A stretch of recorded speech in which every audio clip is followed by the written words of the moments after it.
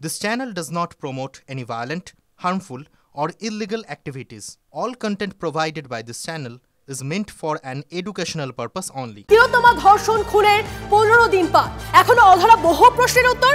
ধৃত সঞ্জয় একার কাজ নাকি নেপথ্যে আরো কারো হাত, এখনো উত্তর খুঁজছেন তদন্তকারীরা। ভোর 3টে থেকে সকাল 9টা, 3টে থেকে সকাল 9টা তদন্তকারীদের নজরে রহস্যময় এই 6 ঘন্টা। ভেঙে দেওয়া স্লিপ স্টাডি রুমে কে বা কারা ওই 6 ঘন্টায় হাজির ছিলেন? ঘটনাস্থলে ফিঙ্গারপ্রিন্টের খোঁজে তদন্তকারীরা। UEM Jaipur is a perfect target for prospective students aspiring for good jobs, good education with future-ready skills. Sanjay একা নন, তাহলে বাকিরা কারা? এই নিয়ে তিলোত্তমার বাবা মা তারা কি বলছে শুনুন। প্রথম থেকেই একটা গুলিয়ে দেওয়ার চেষ্টা হচ্ছে, ধামাচাপা দেওয়ার চেষ্টা। হ্যাঁ, গুলিয়ে দেওয়ার চেষ্টা হচ্ছে, মেইন হচ্ছে বিষয়টাই গুলিয়ে দেওয়ার চেষ্টা হচ্ছে। এটা প্রথম থেকেই বুঝতে পারছিলাম কাউকে আড়াল করা হচ্ছে, কিছু একটা খুব গুরুত্বপূর্ণ বিষয় আড়াল করা হচ্ছে প্রথম থেকেই। একদম কেউ ওর সঙ্গে জড়িত আছে যাকে আড়াল করার প্রয়োজন পড়ছে সরকারের।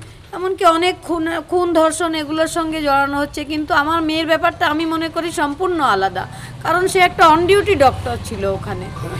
তার এরকম পরিণতি অন্য কোনো খুন ধর্ষণ মামলার সঙ্গে জড়িয়ে ফেললে হবে না। এটা বেশ কিছু এই নিয়ে রাজনৈতিক প্রতিক্রিয়া আমরা পেয়েছি। সিপিএম, বিজেপি তাদের পক্ষ থেকে কি জানানো হচ্ছে অবশ্যই আপনাদেরকে জানাবো। এর পাশাপাশি চিকিৎসক সংগঠনের তরফ থেকে এই বিষয়ে কি বলা হচ্ছে শুনুন।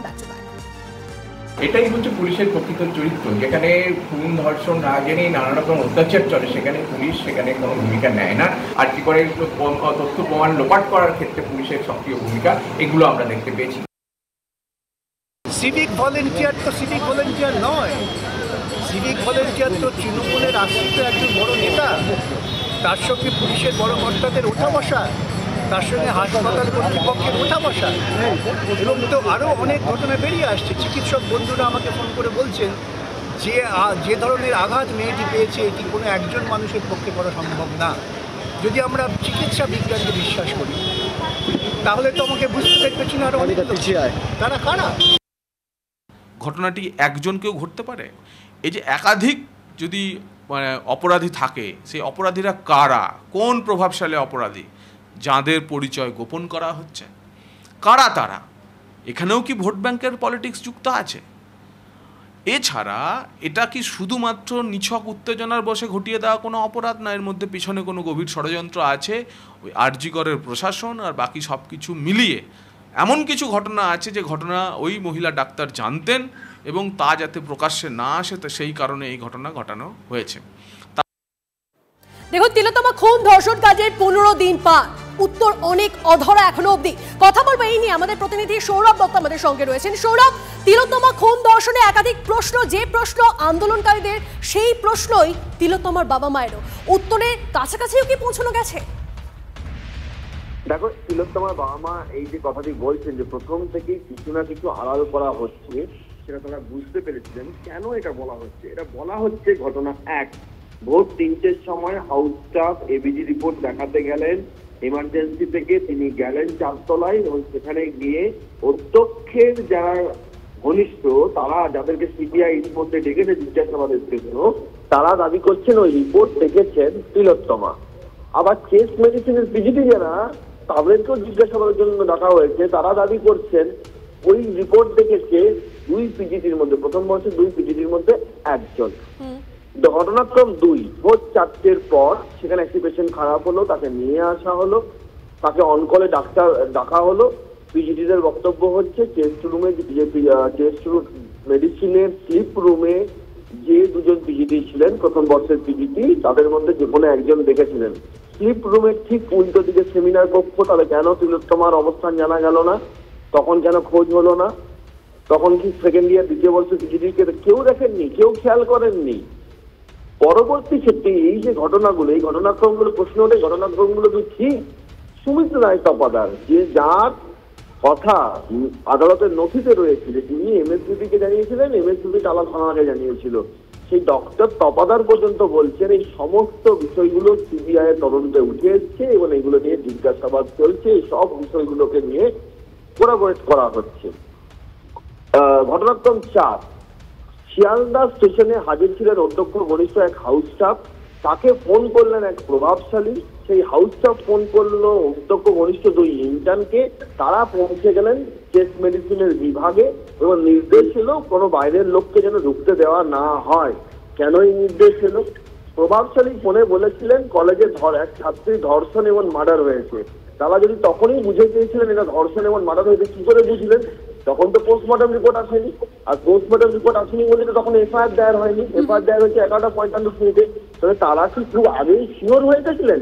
কিসের বেসিসে শিওর হয়েছিলেন? তাহলে এতক্ষণ তারা মুখে কুলু পেটে কেন ছিলেন? তাহলে সব মিলিয়ে কিন্তু এক বা একাধিক ব্যক্তির উপস্থিতি শুধু নয়, এই গোটা চিত্রনাট্যে কোনো না কোনোভাবে তথ্য যে গোপন করা হচ্ছে সেই বিষয়টা আজ 15 দিনের মাথায় অনেকখানি কিন্তু স্পষ্ট, যেটা কেউই অস্বীকার করতে পারছে না, যে কারণে এখনো কর্মবিরতি এই রাজ্যে বহাল রয়েছে।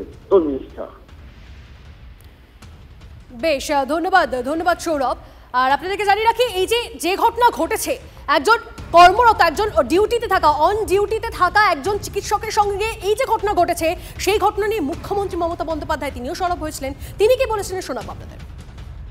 তার সাথে যে অত্যাচার করেছে বা তাকে যেভাবে খুন করেছে, আমি আশ্চর্য হয়ে যাচ্ছি। ওখানে নার্সরা ছিলেন, ওখানে ওদের সিকিউরিটি ছিলেন,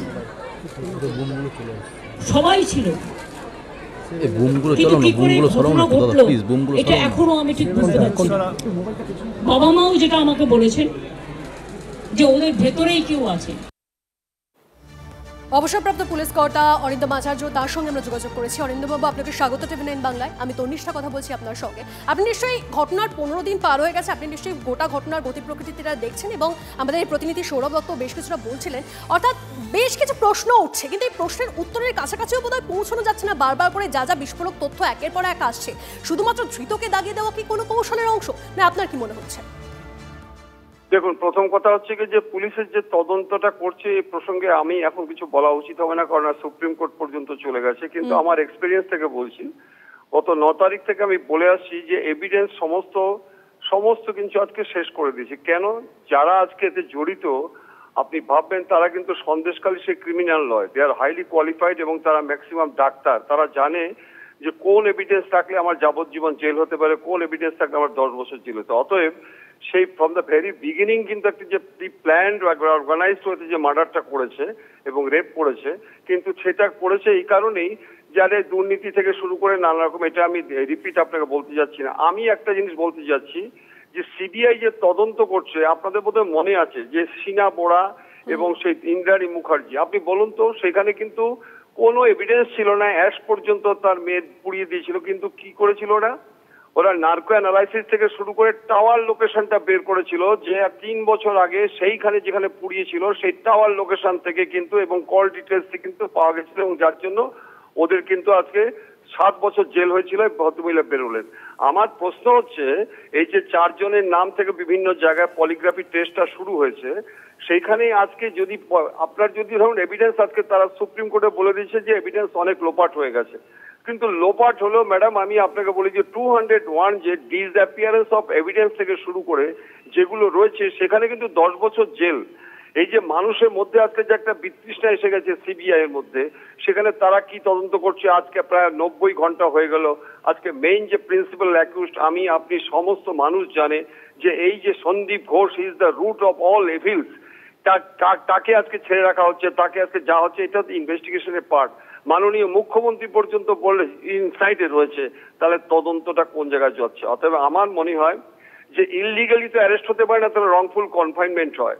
যে এভিডেন্স গুলো কালেক্ট করা হচ্ছে সেটা ফ্রম দ্য ভেরি বিগিনিং। কিন্তু আপনি আমাকে শেষ করছি একটা কথা বল, জীবনে কোনোদিন শুনেছেন যে ডেড বডি পুড়িয়ে দেওয়ার পরে আজকে মার্ডার কেস স্টার্ট হচ্ছে? সুপ্রিম কোর্ট যেটা বলেছে, এক রাজামশাই আপনাদের ওখানে বললেন যে সন্ধ্যার পরে নাকি আজকে ডেড বডি পোড়ানো, সম্পূর্ণ মিথ্যা কথা বলছে।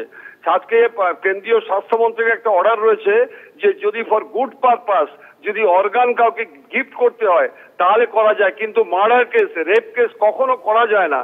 এই সমস্ত ঢাক বাজনা করছে, কিন্তু আমার মনে হচ্ছে যে এই যে ডেড বডিটা পুড়িয়ে দিল, আপনি আমাকে বলুন, ডেড বডিটা যদি পুড়িয়ে দেয় তাহলে সেখান থেকে যে এভিডেন্স ফিঙ্গারপ্রিন্ট থেকে শুরু করে গলার ফিঙ্গারপ্রিন্ট থেকে শুরু করে তাকে যে রেপ করছে, আপনি এগুলো পাবে কি করে? অতএব এই ক্ষেত্রে যে আজকে ফিঙ্গারপ্রিন্ট থেকে শুরু করে ফুটপ্রিন্ট থেকে শুরু করে সমস্ত নষ্ট করে দিচ্ছে, কিন্তু আধুনিক প্রযুক্তির দ্বারা কালকে শুনলাম ওরা নাকি অন্তপক্ষে 10% নাকি জোগাড় করতে পেরেছে। আমি জানি না ওদের ভবিষ্যতে, কিন্তু ডিসঅ্যাপিয়ারেন্স অফ এভিডেন্স থেকে শুরু করে 118, 109 কিন্তু তাদেরকে এগেইনস্টে কিন্তু চার্জশিট দেওয়া যায়। এটুকু আমার বক্তব্য। আর সিবিআই সূত্রে এই মুহূর্তে আরো একটা চাঞ্চল্যকর খবর আসছে। কি খবর আপনাদেরকে দেখাবো। সঞ্জয়, যে সঞ্জয় এই তিলোত্তমা কাণ্ডে মূল অভিযুক্ত এখনো অবধি, তার বারবার বয়ান বদল, বিভ্রান্ত করার চেষ্টা সঞ্জয়। সিবিআই সূত্রে এমনটাই জানা যাচ্ছে। আর কি জানা যাচ্ছে? জানা যাচ্ছে বারবার বয়ান বদল করে বিভ্রান্ত করার চেষ্টা করছে এই ধৃত সঞ্জয়।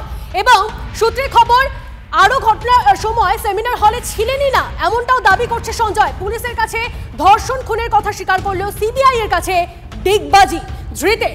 এই নিয়ে আমরা কথা বলেছিলাম অবসরপ্রাপ্ত পুলিশ কর্তা অনিল জানার সঙ্গে। তিনি কি বলছেন শুনুন। এর আগে যা বলেছে, আর ভিডিওগ্রাফিতে যদি ওই সিসিটিভি ক্যামেরায় যদি দেখা যায় যে ওর সেমিনার হলের বাইরে ছিল, তাহলে ওকে তো এক্সপ্লেন করতে হবে কেন গেছিল ওই সময়। কাজে ওরম করবে, ওরম বলবে। এরা তো এতদিন ধরে ডাক্তারদের সঙ্গে থেকে ক্রিমিনাল মাইন্ডেড লোক, এ তো কিছু তো চেষ্টা করবে, এরকম বলবে। তারপরে পুলিশ তো উকিল তো বুদ্ধি দেবে, ওকে চেপে ধরে প্রলং জিজ্ঞাসাবাদ করতে করতে বেরিয়ে যাবে।